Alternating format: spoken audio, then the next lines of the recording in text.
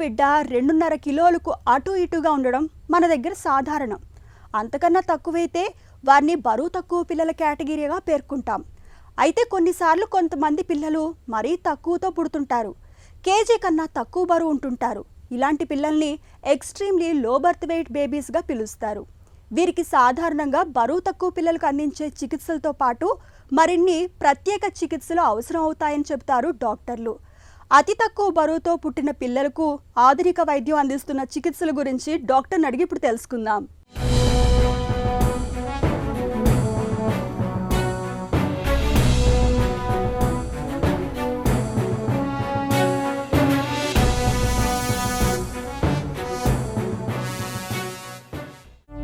Extremely low birth weight babies అని ఎప్పుడు చెప్తారు? మామూలుగా ఇండియన్ సినారియోలో బేబీ వెయిట్ 2.8 నుంచి 3 kgs వరకు ఉంటే నార్మల్ వెయిట్ అనుకోవచ్చు. అలా కాకుండా baby weight less than 2.5 kgs ఉంటే లో బర్త్ వెయిట్ బేబీస్ అంటారు. లెస్ దెన్ 1.5 kg వెయిట్ ఉంటే very low birth weight babies అంటారు. అండ్ లెస్ దెన్ 1 kg ఉంటే ఆ బేబీస్ని extremely low birth weight babies అంటారు. రీసెంట్గా లెస్ దెన్ 500 grams ఉన్న బేబీస్ని అయితే మైక్రోప్రెమీస్ అని అండ్ ఫీటల్ ఇన్ఫాంట్స్ అని కూడా అంటామన్నమాట. పిల్లలు అతి తక్కువ బరువుతో పుట్టడానికి వెనుక కారణాలేంటి? ఎక్స్ట్రీమ్లీ లో బర్త్ వెయిట్ బేబీకి మెయిన్ కారణం ఏంటంటే ప్రీమెచ్యూర్ అంటే బిడ్డ ముందుగా పుట్టడం, అంటే లెస్ దెన్ 28 weeks బేబీస్ పుట్టడం. అండ్ మెటర్నల్ కాంప్లికేషన్స్ అంటే మదర్కి బీపీ ఎక్కువ ఉంటుంది, అంటే ప్రీ ఎక్లాంప్షియా కానీ. And twin pregnancies, especially multiple gestation అంటారనమాట. అంటే ట్విన్ ప్రెగ్నెన్సీ కానీ ట్రిప్లెట్ ప్రెగ్నెన్సీ కానీ ఇలా ఉన్నప్పుడు ఏంటంటే ఈ extremely low birth weight babies వచ్చే ఛాన్సెస్ ఎక్కువ ఉంటుంది అనమాట. అండ్ ఇంకా maternal complications, pre ఎక్లాంప్షియా and maternal diabetes mellitus and maternal mall nutrition and any infection during the pregnancy, ఇలాంటి కండిషన్స్లో ఈ డెలివరీ ముందయ్యే అవకాశం ఎక్కువ ఉంటుంది. అతి తక్కువ బరువు పిల్లల్లో కనిపించే సమస్యలు ఎలా ఉంటాయి? ఈ babies extremely low birth weight babies delivery అవుతున్నారనుకుంటే ముందు గైనకాలజిస్టు, కన్సర్న్ నియోనటాలజిస్ట్ని అండ్ పీడియాట్రిషియన్ని అండ్ ట్రైన్డ్ నర్సెస్ని డెలివరీకి పిలుస్తారు. ఇన్ డెలివరీ రూమ్ ఏంటంటే టెంపరేచర్ 25 to 28 degrees ఉండేలా చూసుకోవాలి. అండ్ ఇమీడియట్లీ ఆఫ్టర్ డెలివరీ అయిన తర్వాత మనకి కావాల్సిన ఎక్విప్మెంట్, బేబీకి ఏమైనా రీసెస్టేషన్ అవసరం పడుతుంది. మోస్ట్లీ బేబీస్ రీసెస్టేషన్ అవసరం పడే అవకాశం ఉంటుంది. సో దానికి కావాల్సిన ఎక్విప్మెంట్ అనేవి మనం అరేంజ్ చేసుకొని పెట్టుకోవాలి. ముందే బేబీ రాకముందే మనం ఇవన్నీ అరేంజ్ చేసుకొని బేబీ వార్మర్ని ఇంక్యుబేటర్ని ముందుగానే స్విచ్ ఆన్ చేసుకొని డెలివరీ రూమ్ను మనం ప్రిపేర్ చేసుకోవాలి. వన్స్ డెలివరీ అయిపోయిన తర్వాత బేబీకి అంబ్లికల్ కార్డ్ కట్ చేయడానికి అట్లీస్ట్ మనం 60 seconds వెయిట్ చేయడం వల్ల మన ఫ్యూచర్లో ఎనీమియా రాకుండా కూడా మనం ప్రివెంట్ చేయవచ్చు.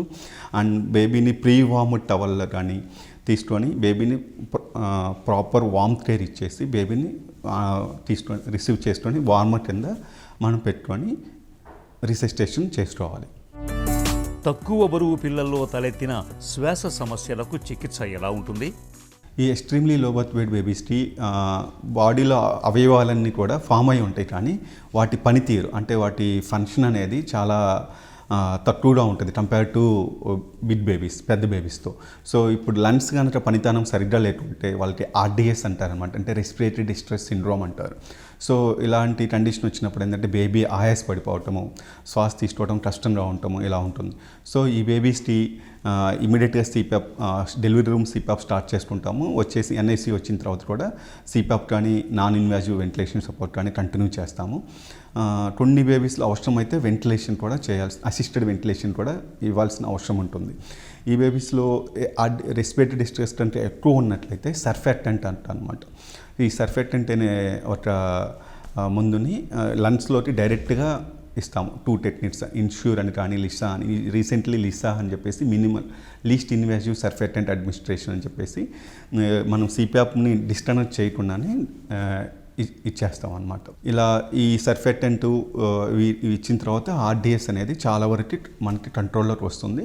తర్వాత మనం ఈ నాన్ ఇన్వాజివ్ వెంటిలేషన్ సపోర్ట్ని కొన్ని రోజుల వరకు కంటిన్యూ చేయాల్సిన అవసరం పడుతుంది ఈ బేబీస్కి. బరువు తక్కువ పిల్లల్లో గుండె సంబంధిత జబ్బులకు ఎలా వైద్యం చేస్తారు? ఇంకా ఈ ఎక్స్ట్రీమ్లీ లో బర్త్ వెయిట్ బేబీస్లో ఏంటంటే శ్వాస తీసుకోవటం ఆపేస్తూ ఉంటారు, దాన్ని యాప్నియా ఆఫ్ ప్రీమెచ్యూరిటీ అంటాము. సో ఈ బేబీస్కి కెఫిన్ అని చెప్పేసి ఒక మందు ఉంటుంది, దాన్ని ఓ డ్రగ్ని స్టార్ట్ చేస్తాము యాప్నియా ప్రీమెచ్యూరిటీని ప్రివెంట్ చేయడం కోసము. అండ్ ఈ బేబీస్లో ఇంకోటి హార్ట్లో 3వ రోజు 4వ రోజు కల్లా హార్ట్లో పీడిఏ అని చెప్పేసి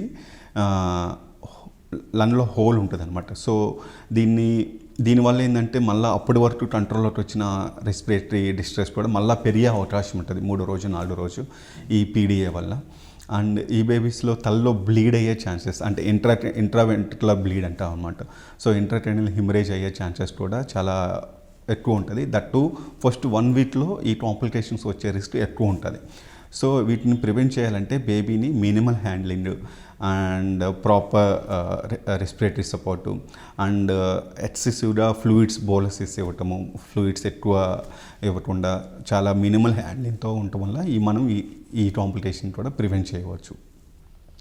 అండ్ ఇంకొక సమస్య ఏంటంటే ఈ బేబీస్లో ఇన్ఫెక్షన్ వచ్చే రిస్క్ చాలా ఎక్కువ ఉంటుంది, ఎందుకంటే ఈ బేబీస్లో ఇమ్యూనిటీ అనేది చాలా తక్కువ ఉంటుంది అండ్ స్కిన్ కూడా చాలా డెలికేట్గా ఉండటం వల్ల ఏంటంటే ఈ బేబీకి ఇన్ఫెక్షన్, సరౌండింగ్స్ కూడా ఇన్ఫెక్షన్ వచ్చే రిస్క్ చాలా ఎక్కువ ఉంటుంది.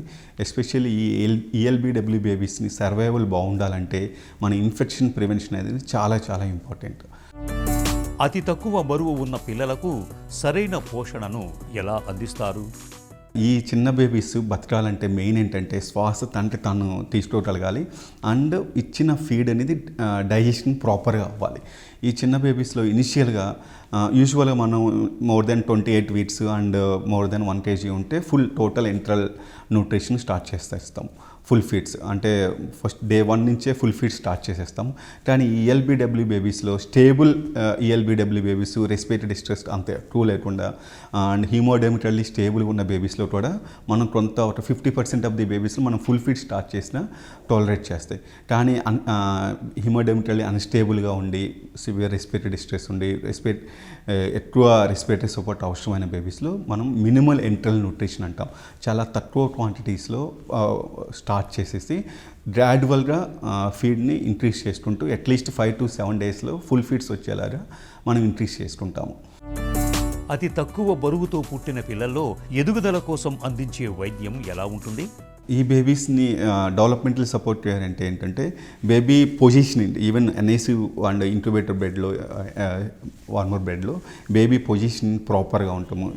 ప్రాపర్ సుపైన్ పొజిషన్లో అండ్ సుపైన్ పొజిషన్ కానీ సైడ్ లైన్ పొజిషన్ కానీ ప్రోన్ పొజిషన్ కానీ విత్ ప్రాపర్ నెస్టింగ్ అన్నీ కూడా మనం ప్రాపర్గా వేలో బెడ్ని రెడీ చేసుకోవాలి. అండ్ అన్నెసరీ ప్రొసీజర్స్, అన్నెసరీ ప్రిట్స్ అనేవి లేకుండా మినిమల్ పెయిన్ ఉండేలా చూసుకోవాలి. అండ్ వన్స్ బేబీ స్టేబుల్ అయిన తర్వాత అన్ని ప్రొసీజర్స్, అన్ని లైన్స్, అన్ని అవసరమైన లైన్స్ అన్నీ సెట్యూట్ చేసుకున్న తర్వాత బేబీని కంగారూ మదర్ కేర్ అంటాం అనమాట. బేబీని మదర్ ఛాతీ మీద పడుకోబెట్టుకొని మదర్ కంగారూ అంటే తన బేబీస్ని ఎలాగైతే ఇస్తుందో అలాగా ఈ బేబీస్ని మదర్ ఛాతీ మధ్యలో పడుకోబెట్టుకొని కేర్ ఇస్తాము. సో ఇలా ఇవ్వటం వల్ల ఏంటంటే మదర్ బేబీకి బాండింగ్ పెరుగుతుంది అండ్ మదర్ ఫీడ్ కూడా ఎక్కువ ప్రొడ్యూస్ అవుతాయి. సో కంగారూ మదర్ కేర్ అనేది చాలా ఇంపార్టెంట్ అండ్ ఇన్ఫెక్షన్ రిస్క్ కూడా తగ్గుతుంది బేబీకి ఈ కంగారూ మదర్ కేర్ ఇవ్వటం వల్ల. And unnecessary procedures, unnecessary and NIC environment, అన్నెసరీగా లైట్ అండ్ సౌండ్ ఇవేమీ లేకుండా ప్రాపర్ కేర్ అనేది ఇవ్వగలగాలి మనం. రెటినోపతి ఆఫ్ ప్రీమెచ్యూరిటీ అంటే ఏంటి? దీని ఆవశ్యకత ఏంటి? ఈ బేబీస్కి తప్పనిసరిగా కంటి పరీక్ష, అంటే అట్లీస్ట్ 23 వీక్స్ నుంచి 4 వీక్స్ అప్పుడు ఒకసారి కంటి పరీక్ష చేయించుకోవాలి. ఎందుకంటే రెటినోపతి ఆఫ్ ప్రీమెచ్యూరిటీ అంటారు. సో వాటిని డయాగ్నోస్ చేసి ట్రీట్మెంట్ ఎర్లీగా ట్రీట్ చేయడం వల్ల మనం లాంగ్ టర్మ్లో బ్లైండ్నెస్ని మనం ప్రివెంట్ చేసుకోవచ్చు. పుట్టుకతో అతి తక్కువ బరువుతో పుట్టిన పిల్లలకు ప్రత్యేక సంరక్షణ అవసరం. తగినంత బరువు పెరిగే వరకు వారిని ఎన్ఐసియులోని నియోనేటాలజిస్టుల పర్యవేక్షణలో ఉంచి ఆధునిక చికిత్సల్ని అందించాల్సి ఉంటుంది.